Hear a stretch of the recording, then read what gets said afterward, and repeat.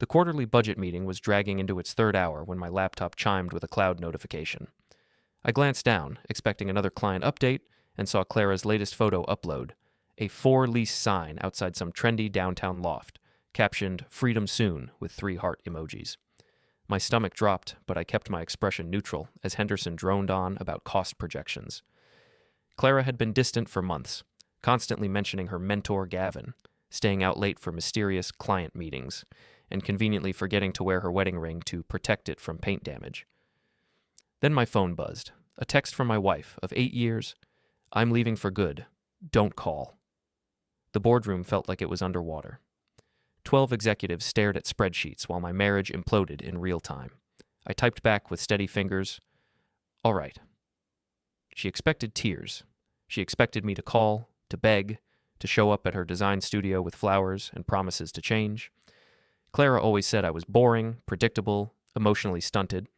She never understood that logistics consultants don't panic. We execute contingency plans. I'd been preparing for this moment since I found her burner phone 3 weeks ago, stuffed behind paint cans in the garage. The texts to Gavin Morrison, real estate developer and married father of 2, were explicit enough to make a sailor blush. My wife wasn't just leaving me, she'd been planning her exit strategy for months. "Nathan, your thoughts on the Q4 projections?" Henderson's voice cut through my mental fog. "Looking solid. I'll need to step out early today. Family emergency." I closed my laptop and stood, ignoring the concerned murmurs around the mahogany table. 20 minutes later, I was in my car, dialing a number I'd memorized but hoped never to use. "Morrison Moving Company, this is Rick." "This is Nathan Cross. Execute Plan B immediately." "You sure about this, buddy? Once we start, there's no going back." She made her choice. I'm making mine. I'd hired Rick's crew 6 months ago for a client relocation project. Professional, discreet, and willing to work on short notice for the right price. They specialized in corporate moves, but Rick owed me a favor after I'd streamlined his logistics system and saved him $30,000 in annual overhead.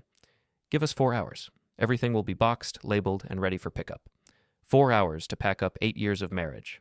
Clara's designer clothes, her collection of vintage mirrors, her organic skincare products that cost more than most people's rent.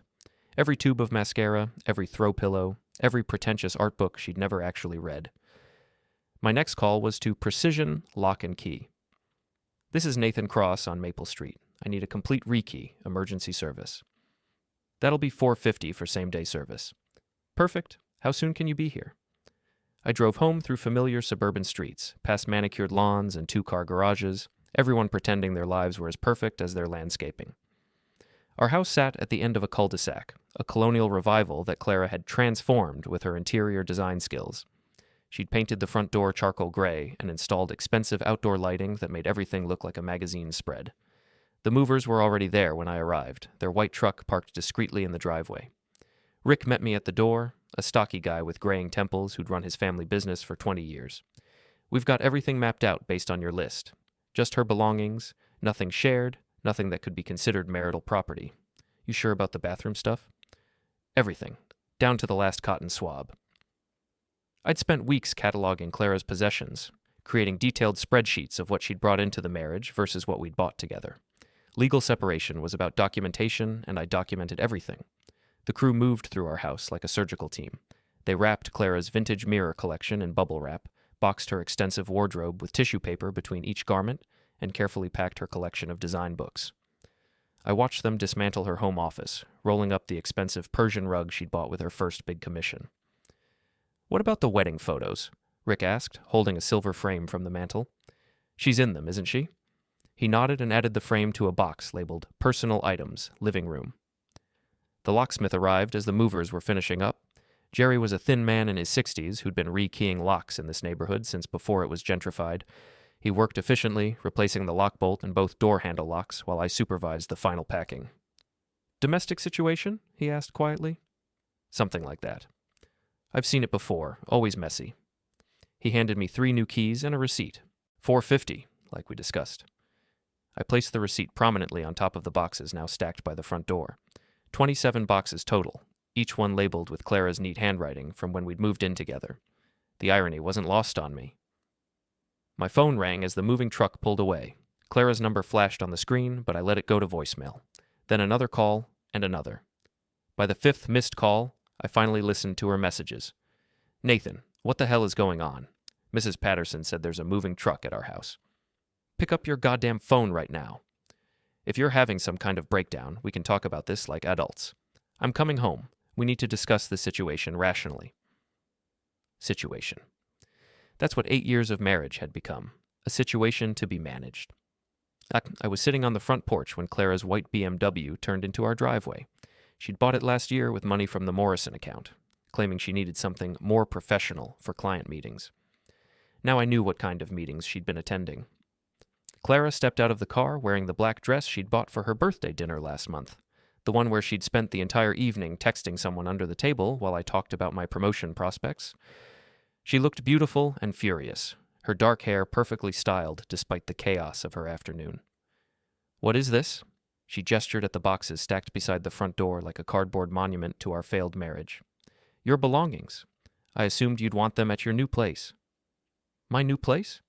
Nathan, I don't have a new place yet, Gavin said. She stopped herself, but it was too late. The confession hung in the air between us like smoke. Gavin said what, exactly? Clara's face flushed. It's not what you think. I think you've been sleeping with your client for 6 months while planning your grand exit. I think you've been using our joint account to pay for hotel rooms and lingerie I've never seen. I think you expected me to sit here crying while you played house with a married man who promises you things he can't deliver. You went through my accounts? Our accounts. Joint accounts that I have every legal right to monitor.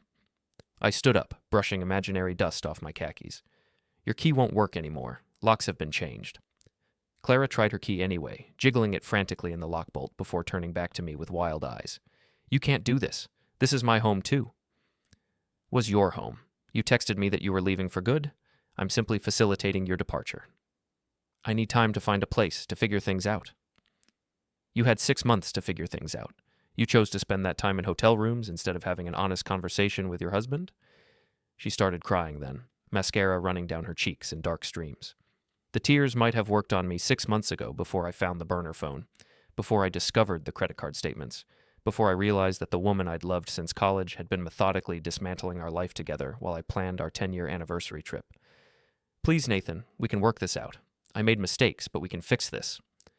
Some things can't be fixed, Clara. They can only be packed up and moved out.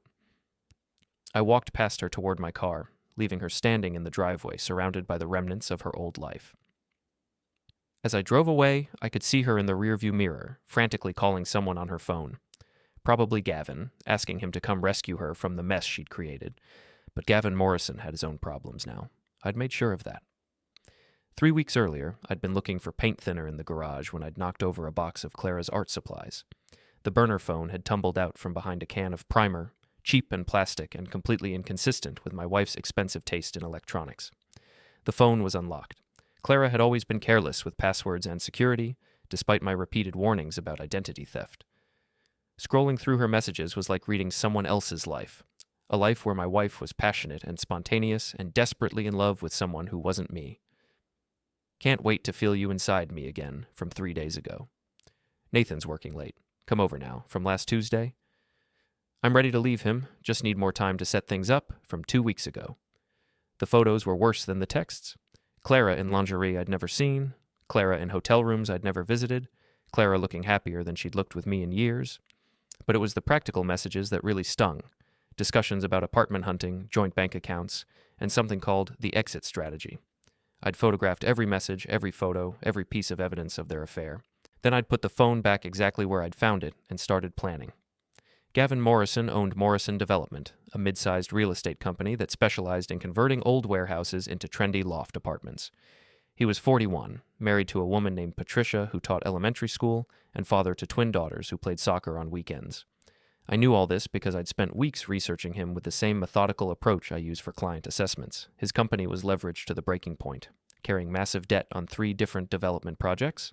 His personal finances were even messier, gambling debts, tax liens, and a second mortgage on his family home that Patricia probably didn't know about.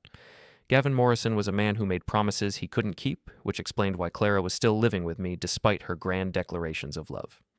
I'd also researched Clara's friend Tina Walsh, her closest confidant at the design firm where they both worked. Tina was 29, recently divorced, and harboring serious resentment toward Clara for landing the Morrison account that should have been hers. She'd been feeding Clara advice about the affair while simultaneously documenting everything for reasons I was still trying to understand. The morning after Clara's dramatic exit, I drove to Precision Boxing on the south side of town. It was a no-frills gym in a converted warehouse, all concrete floors and heavy bags and the smell of honest sweat. I'd been training there for 2 years, ever since my doctor warned me about stress-related hypertension. Rocco Santangelo owned the place and trained fighters who actually competed, unlike the suburban fitness centers where accountants pretended to be tough. He was 63 years old, built like a fire hydrant, and had opinions about everything. "You look like someone pissed in your coffee," Rocco said as I wrapped my hands for the heavy bag. "Wife left me yesterday." "Good riddance. I never liked her." "You never met her." "Didn't need to. Any woman who won't set foot in a boxing gym ain't worth keeping." Rocco held the bag steady while I worked through my frustration with left hooks and right crosses. "What's your plan?" "Plan? Don't play stupid with me, Nathan. You're a logistics guy. You always have a plan." I told him about the packing, the locks, the evidence I'd collected. Rocco listened without interrupting, occasionally nodding approval when I described particularly clever maneuvers. "Not bad for an amateur, but you're thinking too small." "What do you mean?" "You want to hurt her? Really hurt her? You don't just kick her out. You destroy her credibility, her career, her future prospects. You make sure everyone knows what kind of person she really is." "I'm not trying to destroy anyone. I just want her gone." "She's been destroying you for months, planning her exit while spending your money on hotel rooms with her boyfriend. You think she deserves mercy?" That afternoon, I drove to Clara's design firm, a trendy converted warehouse in the Arts District downtown. Minton and Associates occupied the entire second floor, with exposed brick walls and floor-to-ceiling windows that showcased their sophisticated aesthetic. I'd been there dozens of times for company parties and client events, always playing the supportive husband while Clara networked with potential clients. Tina Walsh was at the reception desk when I walked in, her red hair perfectly styled and her smile professionally bright. She'd always been friendly to me at social events, asking about my work and complimenting Clara's latest projects with just enough enthusiasm to seem genuine. "Nathan, what a surprise. Clara's not here. She called in sick today." "Actually, I was hoping to talk to you. Could we grab coffee?" Tina's smile faltered slightly. "Is everything okay?" "Clara and I are separating. I thought you should know since you're her closest friend here." We walked to a coffee shop 2 blocks away, a deliberately casual space with mismatched furniture and local art on the walls. Tina ordered a complicated drink with multiple modifications while I stuck with black coffee. "I'm sorry to hear about you and Clara," she said once we'd found a quiet corner table. "She's been stressed lately, working long hours on the Morrison project." "Is that what she's calling it?" Tina's carefully maintained composure cracked slightly. "I'm not sure what you mean." "I know about Gavin, Tina. I know about the affair, the hotel meetings, the exit strategy. What I don't understand is why Clara's best friend has been documenting everything instead of trying to stop her from destroying her marriage." I pulled out my phone and showed her photos I'd taken of the burner phone messages. Tina's face went pale as she recognized Clara's handwriting in several screenshots. "How did you—" "I'm a logistics consultant. I solve problems by gathering information and analyzing patterns. Clara's pattern has been pretty obvious for anyone paying attention." Tina stared into her coffee for a long moment before speaking. "She doesn't appreciate what she has. Never has. The Morrison account should have been mine. I brought Gavin to the firm, I developed the initial proposal, I did all the groundwork. But Clara swooped in with her perfect smile and her designer clothes, and suddenly she's the lead designer on the biggest project we've had in years." "So you've been documenting her unprofessional behavior?" "I've been protecting myself. When this blows up, and it will blow up, I want to make sure everyone knows I tried to maintain appropriate boundaries with our clients." I leaned forward, lowering my voice. "What if I told you there was a way to make sure Clara faces real consequences for her choices?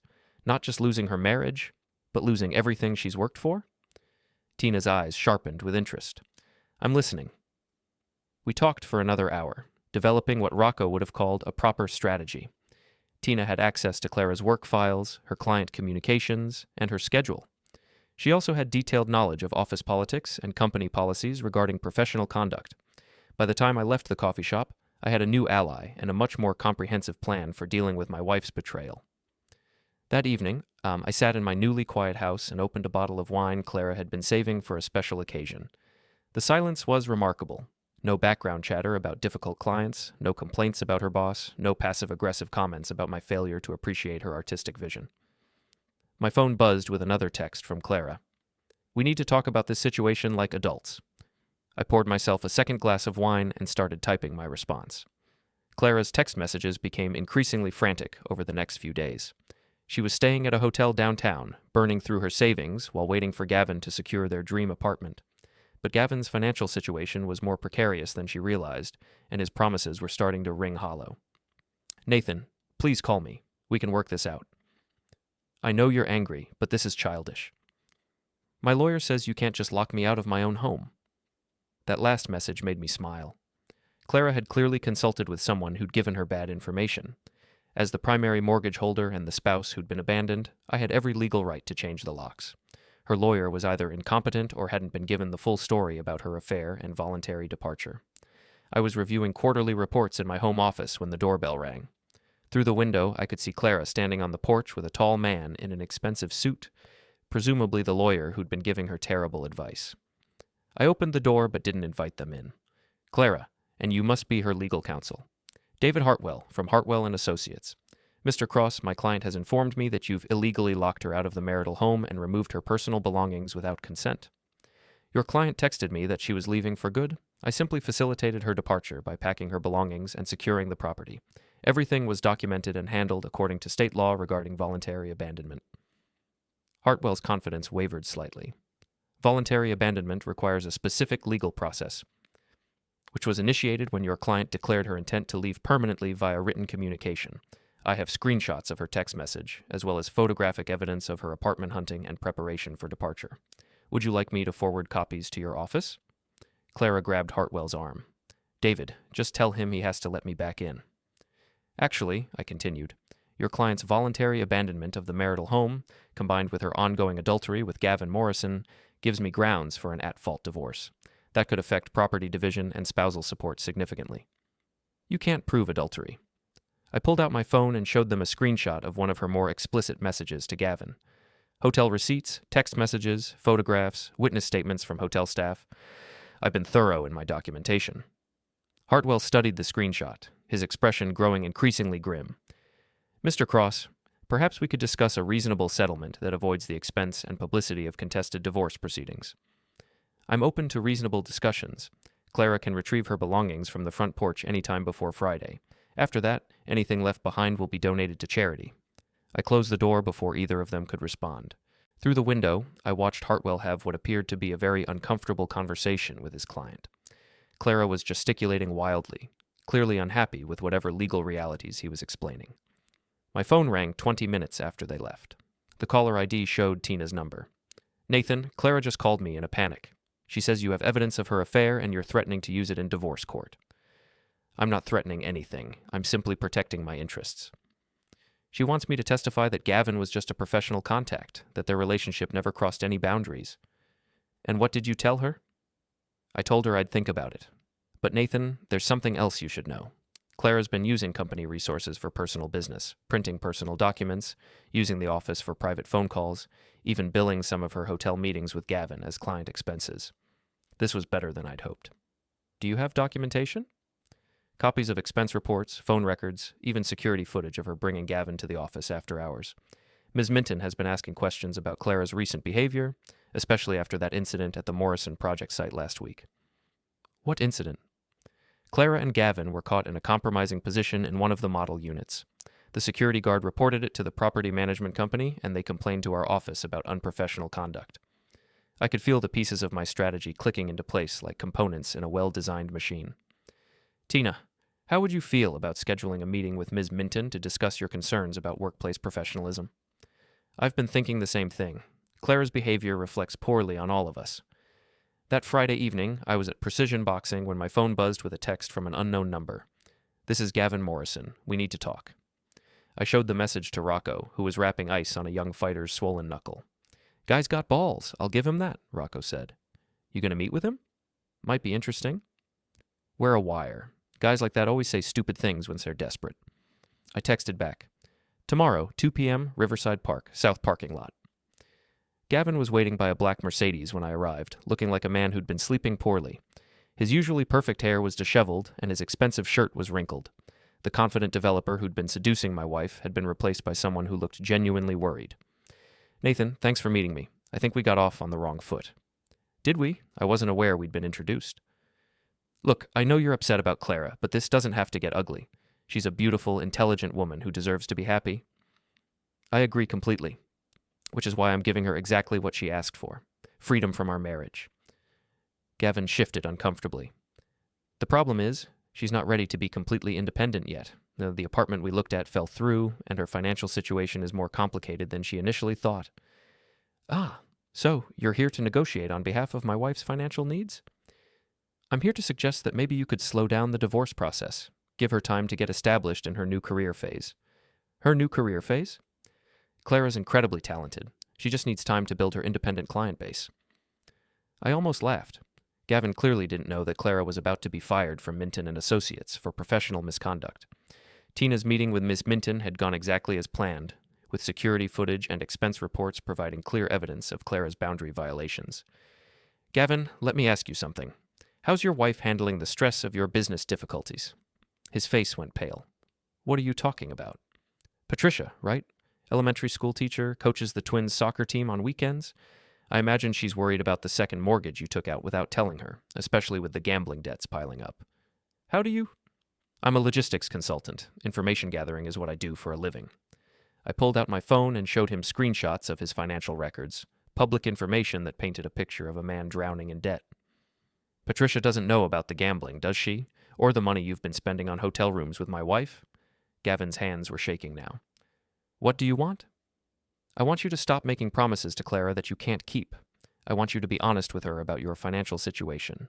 And I want you to explain to her that pursuing a relationship with a married man who's facing potential bankruptcy isn't the fairy tale ending she's been expecting. And if I don't, then Patricia gets copies of every hotel receipt, every romantic text message, and every piece of evidence documenting your affair, along with a detailed financial analysis showing how you've been using family money to fund your midlife crisis." I left Gavin standing in the parking lot, staring at his phone like it might explode. By the time I got home, Clara had already called twice, leaving increasingly hysterical voicemails about Gavin suddenly being unavailable and needing space to think. The next morning, Tina called with an update from the office. "Ms. Minton wants to see Clara first thing Monday morning. Human Resources will be there, along with someone from the legal department." "How's Clara handling the pressure?" "She's been calling everyone, trying to build support for her version of events. But most people here are tired of her drama. The Morrison account has been a disaster from the beginning, and now everyone knows why." "What about Gavin's company?" "Funny you should ask. Word is they're pulling out of the project entirely. Something about cash flow problems and wanting to focus on smaller developments." Everything was falling into place exactly as I'd planned. Clara's professional life was imploding just as dramatically as her personal life, and the man she'd thrown away her marriage for was proving to be as unreliable as his credit rating suggested. But I wasn't finished yet. Clara had spent months systematically dismantling our life together while pretending to be a loving wife. She deserved to understand exactly what that kind of betrayal felt like. Monday morning brought the call I'd been expecting. Clara's voice was barely controlled hysteria. "Nathan, you have to help me. They fired me. Ms. Minton said I violated company policy and professional ethics standards. They're threatening to report me to the state licensing board." "That sounds serious." "Don't pretend you don't know what's happening. Tina told me you've been talking to people, spreading lies about my relationship with Gavin." "I haven't told anyone anything that isn't documented fact. If your professional conduct has been called into question, perhaps you should examine your choices rather than blaming other people for the consequences." "My choices? You locked me out of my own home. You turned my best friend against me. You're destroying my life because your ego can't handle being left." "Clara, you left me 6 months ago. You just forgot to mention it until last week." The silence on the other end of the line stretched for nearly 30 seconds before she spoke again, her voice cold and calculating. "Fine. If that's how you want to play this, I'll play too. David says I can claim emotional abuse, that your controlling behavior and financial manipulation constitute grounds for a restraining order. Your lawyer is giving you bad advice again. We'll see about that." She hung up, but I wasn't worried. Hartwell was clearly a divorce attorney who specialized in dramatic threats rather than actual legal strategy. Any competent investigation would reveal Clara's affair, her professional misconduct, and her voluntary abandonment of our marriage. That afternoon, I received an unexpected visitor at my office. Patricia Morrison was a small woman with graying brown hair and worried eyes, wearing the kind of practical clothes that suggested she cared more about function than fashion. Mr. Cross, I'm Patricia Morrison. I believe you know my husband. I invited her to sit down, noting the way her hands shook slightly as she arranged her purse in her lap. Mrs. Morrison, I'm sorry we're meeting under these circumstances. I found your business card in Gavin's wallet, along with some other things that made me curious about why he'd been in contact with a logistics consultant. What kind of other things? She pulled out a hotel receipt and placed it on my desk. This is from last Tuesday, when Gavin told me he was visiting a construction site in Springfield. But this hotel is downtown, and when I called the front desk, they said the room was registered to a woman named Clara Cross. I studied the receipt, recognizing the hotel where Clara had been staying since I'd changed the locks. Gavin had clearly been helping with her expenses, using family money to support his mistress while his wife struggled to understand their deteriorating finances. Mrs. Morrison, how much do you know about your husband's business situation? I know we're behind on the mortgage. I know he's been taking money from the girls' college fund. I know he's been lying to me about where he goes and what he spends money on. Her voice cracked slightly. What I don't know is how to protect my daughters from whatever's coming next. I spent the next hour explaining what I'd discovered about Gavin's gambling debts, his over-leveraged business, and his affair with my wife. Patricia listened without interrupting, occasionally nodding as pieces of a puzzle she'd been trying to solve finally clicked into place. What are you going to do? She asked when I finished. I'm going to divorce my wife and move on with my life. What you do with this information is entirely up to you. Gavin thinks I don't know anything about finances, that I'm just a simple teacher who can't understand his complicated business world. But I've been managing our household budget for 15 years. I know exactly how much money we should have and where it's been going. Patricia left with copies of the hotel receipts and financial documents I'd gathered. She also left with the name of a divorce attorney who specialized in asset protection and forensic accounting, someone who would be much more competent than David Hartwell. That evening, I was reviewing client files when my doorbell rang. Through the window, I could see Clara standing on the porch with two people I didn't recognize, a middle-aged woman in a business suit and a younger man with a badge visible on his belt. I opened the door but didn't invite them in. Mr. Cross, I'm Detective Sarah Kim with the County Sheriff's Office. We've received a complaint alleging harassment and stalking. Would you mind answering a few questions? Of course, though I should mention that I have security cameras recording our conversation. Clara stepped forward, her face flushed with anger. Tell them about the threatening messages, Nathan. Tell them about how you've been following me and interfering with my work. Detective Kim consulted her notes. Mr. Cross, have you had any contact with your wife since she moved out of the marital home? She's called me repeatedly asking to retrieve belongings from the house. I've responded to her direct questions about the divorce proceedings. I haven't initiated any contact with her. What about contact with her workplace or her associates? I had coffee with Tina Walsh to inform her about our separation, since she's Clara's closest friend. I also met with Gavin Morrison to discuss the financial implications of their relationship. He threatened Gavin, Clara interrupted. He showed up at his office with private financial information and made threats about exposing their business relationship. Detective Kim looked at me expectantly. Mr. Cross? I met with Mr. Morrison in a public park to discuss his affair with my wife. I showed him publicly available financial records and suggested he be honest with Clara about his ability to support her financially. I made no threats. Do you have any recordings or documentation of these conversations? I pulled out my phone and played the audio recording I'd made of my conversation with Gavin. Rocco's suggestion about wearing a wire had been excellent advice, though I'd used my phone's voice recorder instead of actual surveillance equipment. Detective Kim listened to the entire conversation, taking notes as Gavin's voice revealed his financial desperation and his inability to provide Clara with the security she expected. Mrs. Cross, based on this recording, I don't hear any threats or harassment. Mr. Cross appears to have been discussing factual information about his divorce proceedings. But he's been talking to people at my work, spreading lies about my relationship with Gavin. Ma'am, sharing factual information about an extramarital affair isn't harassment, especially in the context of divorce proceedings. Unless you have evidence of actual threats or stalking behavior, this appears to be a civil matter rather than a criminal one.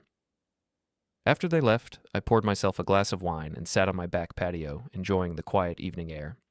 Clara's desperation was becoming more obvious with each passing day, and her increasingly erratic behavior was only strengthening my position in the divorce proceedings. My phone buzzed with a text from Tina. Clara showed up at the office today demanding to speak with Ms. Minton. Security had to escort her out. She's completely lost it. I texted back, "How are you holding up?" Better than expected. Ms. Minton offered me the Morrison account, or what's left of it. Apparently they want to work with someone who maintains professional boundaries. The irony was perfect.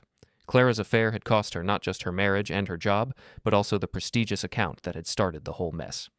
Meanwhile, the friend she'd trusted with her secrets was being rewarded for her discretion and professionalism. But I still wasn't satisfied. Clara had spent months planning her exit strategy while living in my house, spending my money, and pretending to be a loving wife. She'd made me complicit in my own betrayal, and that required a more comprehensive response than simple divorce proceedings. It was time for the final phase of my plan. The Riverside Hotel's monthly networking event was exactly the kind of scene Clara had always loved: successful professionals mingling in an elegant ballroom, everyone dressed to impress and eager to make connections that could advance their careers. I'd attended dozens of these events over the years, playing the supportive husband while Clara worked the room with her business cards and her practiced smile. Tonight would be different. I arrived early, before the crowd gathered, and found the event coordinator setting up the audiovisual equipment for the evening's presentations. Jennifer was a woman in her 40s who'd organized these events for years, and she remembered me from previous gatherings. "Nathan, I haven't seen you in months. Where's Clara tonight?" "Actually, that's what I wanted to talk to you about. Clara and I are divorcing, and there's been some confusion about tonight's presentation schedule." "Presentation schedule?" I pulled out my phone and showed her a carefully crafted email that appeared to be from Clara's former assistant at Minton & Associates. Clara was supposed to give a presentation about professional ethics in client relationships, but obviously her recent termination has complicated things. Jennifer frowned as she read the email. "I don't have any record of Clara being scheduled to present tonight." "That's the confusion I mentioned. She's been telling people she was invited to speak, but given her recent professional difficulties, I thought you should know about the situation before she shows up and creates an embarrassing scene." "What kind of professional difficulties?" I spent the next 10 minutes explaining Clara's firing from Minton & Associates, her affair with a married client, and her ongoing divorce proceedings. Jennifer listened with growing alarm, clearly realizing that having Clara at the event could create exactly the kind of drama that would damage the networking group's reputation. "Thank you for letting me know. I'll make sure security is aware of the situation." By 7 o'clock, the ballroom was filled with the usual crowd of architects, designers, real estate professionals, and business owners. I positioned myself near the bar, nursing a single beer and watching the entrance for Clara's inevitable arrival. She appeared at 7:30, wearing a black cocktail dress I'd never seen before and carrying herself with the desperate confidence of someone trying to pretend their world wasn't falling apart. She'd lost weight since moving out, and her makeup couldn't quite hide the stress lines around her eyes. Clara worked the room systematically, introducing herself to people who didn't know about her recent troubles and avoiding those who did. I watched her hand out business cards for a consulting firm that didn't exist, claiming to specialize in boutique interior design for discerning clients. At 8 o'clock, the evening's scheduled speaker took the podium to discuss sustainable design trends. Clara positioned herself near the front of the crowd, clearly hoping to ask a question that would showcase her expertise and generate potential business contacts. I waited until the presentation ended and the speaker opened the floor for questions. Clara's hand shot up immediately. "Thank you for that fascinating presentation. I'm Clara Cross from Cross Design Consulting, and I wanted to ask about the ethical implications of sustainable design choices, particularly when working with clients who have competing interests." It was the perfect setup for what I'd planned next. I raised my hand before the speaker could respond. "Actually, I have a follow-up question about professional ethics. How should designers handle situations where personal relationships with clients compromise their professional judgment?" Clara's face went pale as she realized I was in the room. The speaker, unaware of the subtext, began discussing general principles of professional conduct while I pulled out my phone and connected to the room's wireless presentation system. "That's an excellent point," I said, interrupting the speaker. "In fact, I have some specific examples that might illustrate the importance of maintaining appropriate boundaries." The main screen at the front of the room lit up with the first slide of my presentation, a photo of Clara and Gavin in an intimate embrace, taken from her burner phone. The crowd's murmur of confusion quickly turned to shocked silence. "This is Clara Cross, my soon-to-be ex-wife, with Gavin Morrison, a married client whose account she managed at her former firm," I continued, advancing to the next slide. As you can see from these text messages, their professional relationship became quite personal." The screen filled with screenshots of Clara's most explicit messages to Gavin, each one more damaging than the last. Clara tried to reach the presentation controls, but I'd positioned myself strategically between her and the podium. "Nathan, stop this right now," she screamed, but her voice only drew more attention to the unfolding drama. "These hotel receipts show the extent of their relationship," I continued, clicking through financial records that documented months of affair-related expenses. All billed to the client account at Minton and Associates, where Clara was recently terminated for professional misconduct. The crowd was riveted now, phones coming out to record the spectacle as Clara's carefully constructed professional image crumbled in real time. I could see several people I recognized from her former firm, including potential clients she'd been hoping to impress. "The really interesting part," I said, advancing to the final slide, "is how Clara spent months planning her exit strategy while living in our marital home and using our joint accounts to fund her affair. She thought she could transition seamlessly from marriage to her new relationship without consequences." The final slide showed Clara's apartment hunting photos, complete with her "Freedom Soon" caption and the timeline of her deception. Clara was crying now, mascara streaming down her cheeks as she realized that everyone in the room, potential clients, former colleagues, professional contacts, had witnessed her complete humiliation. The networking event she'd hoped would restart her career had become the final nail in its coffin. "The lesson here," I concluded, "is that actions have consequences. When you betray someone's trust, when you lie and manipulate and scheme, eventually you have to face the reality of what you've done." I disconnected my phone from the presentation system and walked toward the exit, leaving Clara standing in front of a room full of people who would never hire her, never trust her, and never forget what they'd witnessed. Security was waiting by the door. Jennifer had clearly decided that Clara's presence was no longer welcome at future events.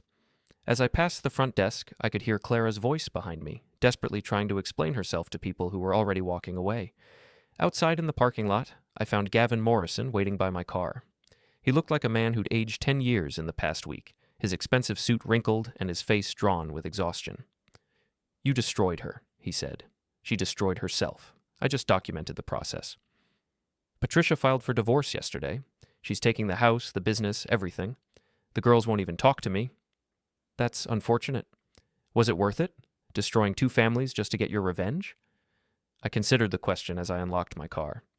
"Gavin, you and Clara made your choices. You chose to have an affair. You chose to lie to your families.